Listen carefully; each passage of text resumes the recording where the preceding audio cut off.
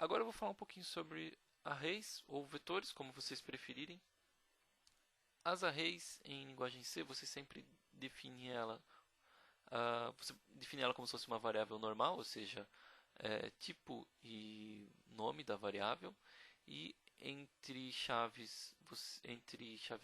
colchetes você mencionará o tamanho dessa array, certo? E para atribuir você sempre tem que falar qual é a posição que você quer atribuir ou acessar de alguma forma. Então, número 0 igual a 1, 2, 3, número 1, 1, 2, 4, 2, 1, 2, 5.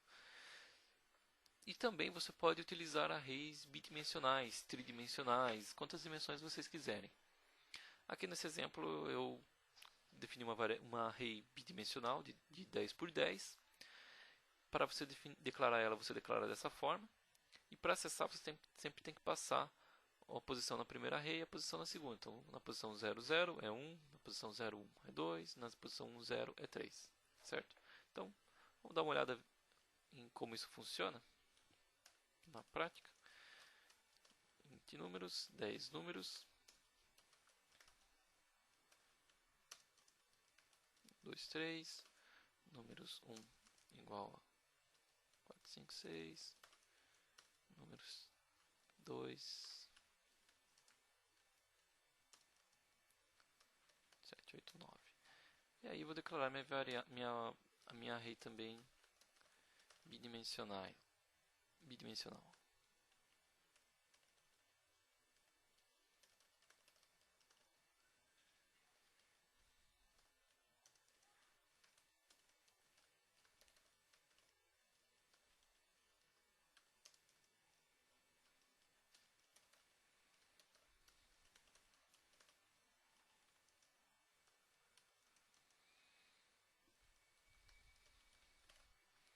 Certo?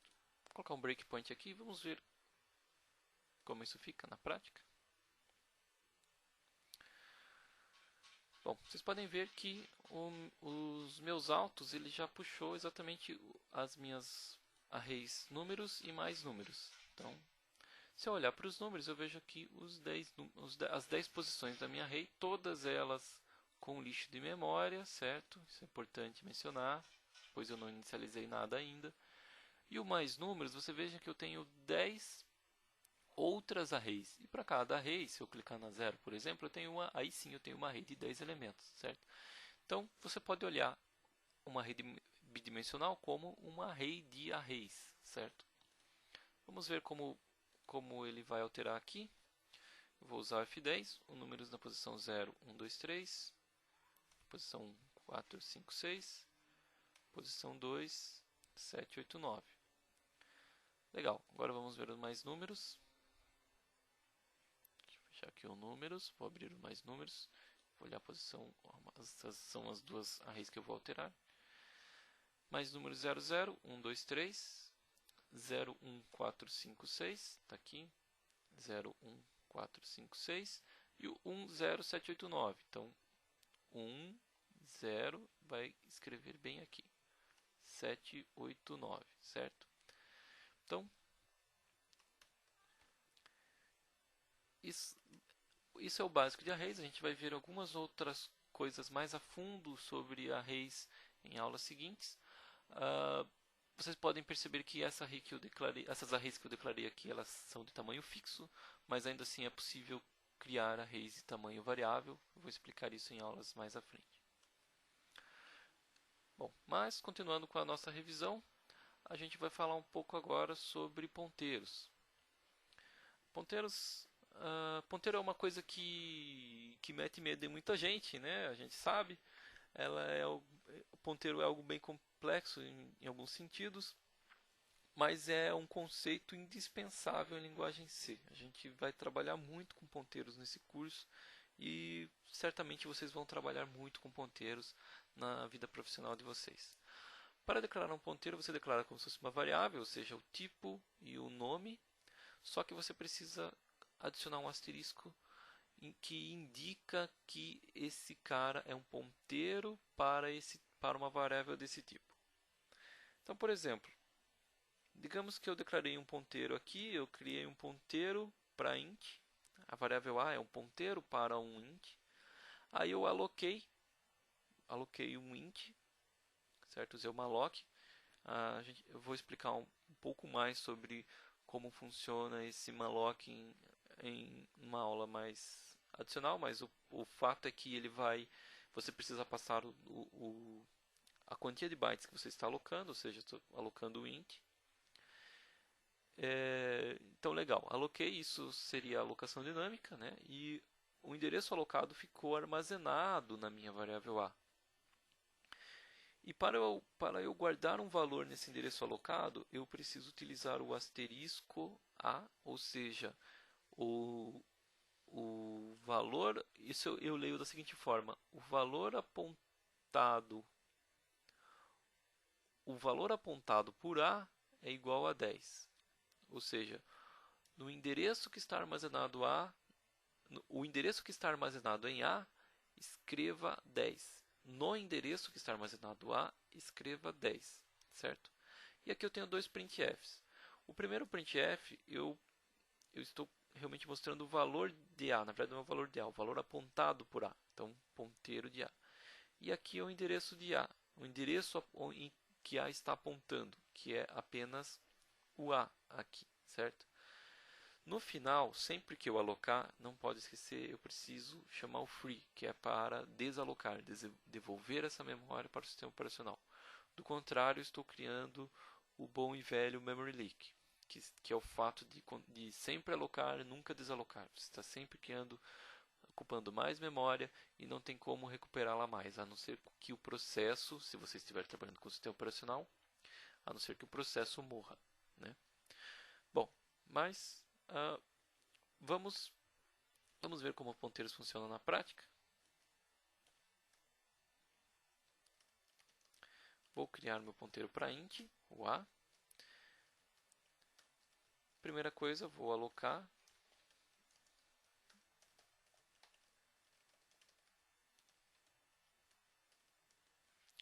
E aí eu vou atribuir valor para a minha variável int. No final, eu vou liberar memória dessa variável, certo? Legal, então vamos debugar. Bom, perceba que nesse momento o A ele contém lixo de memória. Assim que eu executar o malloc, ele vai conter o endereço da região que foi alocada. Legal, então ele me diz que ele alocou a região, ele alocou em 14, 23, D50. E no 14, 23, D50, por enquanto só tem lixo de memória, certo? Quando eu fizer essa atribuição, que é jogar o valor 10 para o endereço que está armazenado em A, ou seja, para onde o A aponta, eu vou colocar 10, ele vai preencher o valor 10 aqui. Legal. Então, vocês já podem ver que nesse endereço eu tenho o A, certo? Bom, para a gente ter certeza que o 10 está nesse endereço e o A tem isso. Bom, existe uma janela de debug que eu acho muito útil, que é a janela de memory. Vocês podem encontrá-la em Debug Windows Memory. E aí você pode abrir várias janelas que vocês quiserem. Eu já tenho uma aberta aqui, certo? O conceito dela é, você digita um endereço e ele vai te mostrar o valor dessa variável, o que está nesse endereço, certo? Bom, se eu pegar o e-comercial A, eu vou estar buscando o endereço da variável A. Porém, o A é um ponteiro. Então, se eu olhar para o endereço de A, eu vou ter o ponteiro, que é, olhando de trás para frente, 01 42 3D 50. 01 42 3D 50, certo? Nós estamos vendo para o A na memória, certo? Para o ponteiro na memória. E vejam que dentro da variável A, que é um ponteiro, tem um endereço que é o endereço da região que foi alocado, certo? Agora, se eu pular para esse endereço, que é o endereço A, 01423D50, eu vou ver o que? O 10 que eu escrevi lá, que em hexa é 0A, certo? Então, isso é apenas para mostrar ao pessoal como funciona. No fundo, o que a gente tem que ter em mente é que um ponteiro nada mais é que um endereço de memória. E você está utilizando ele para escrever no endereço de memória. Ele está apontando para o endereço de memória, certo? No final das contas, eu libero minha variável A e encerro minha aplicação, certo? Então, esse é o básico de ponteiros. Nós teremos uma aula só sobre ponteiros, onde a gente vai explorar muito mais a fundo o que é possível trabalhar com ponteiros, certo? Da mesma forma, que eu aloquei um ponteiro, eu posso ver o endereço de uma variável estática também como um ponteiro. No caso, eu tenho aqui o meu int a, que não é um ponteiro, é uma variável normal, atribuí o valor 10.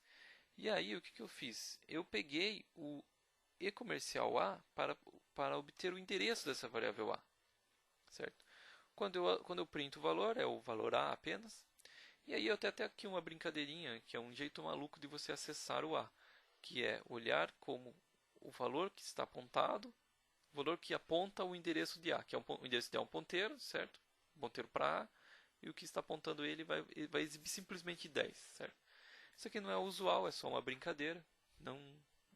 Nunca vi ninguém utilizar isso na prática, respeitando as boas práticas de codificação, certo? Bom, vamos ver como é que isso funciona. Eu basicamente teria o meu A, né?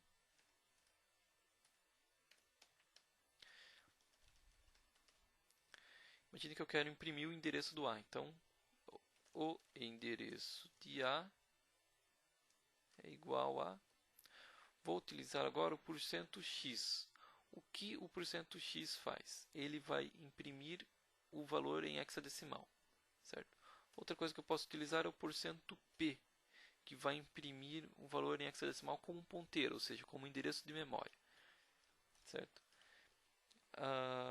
Qual é o valor que eu quero imprimir? Eu quero imprimir o endereço de A. Vou utilizar um getChar dessa vez, apenas para segurar o meu programa. E vou executar. Legal. Então, se eu olhar para o meu autos, o meu A aparece aqui, certo? Ele não tem nada. Aliás, deixa eu... Para ter certeza, eu vou atribuir o valor 10 também. Assim fica mais fácil para observarmos. Legal. Então, o A possui o valor 10. O endereço de A, o meu autos já pegou para mim o endereço de A que eu vou utilizar aqui. Ele pegou como 0024FE60. Legal. Se ele está falando que esse é o endereço de A, vamos ver se ele vai imprimir mesmo esse endereço. Então, vou dar o meu printf aqui. Legal. Ó. 0024FE60. Bacana. Mas eu ainda não estou convencido. Eu quero ver então se nesse endereço tem o valor 10 que eu joguei. Então, vamos abrir meu memory e eu vou colocar exatamente esse endereço. 0024 FE60. E, de fato, o valor 10 está aqui. 0A10 em hexa. Ok? Então, legal. Então, essa é uma forma de eu pegar esse endereço. Pegar o endereço de uma variável que é estática, mas a partir desse momento o endereço dela é um ponteiro para ela, certo? Eu só não posso, obviamente, dar um free nessa variável, pois a alocação dela está pelo controle do meu programa. Se eu der um free nela, eu vou ter sérios problemas, certo? Bom, então,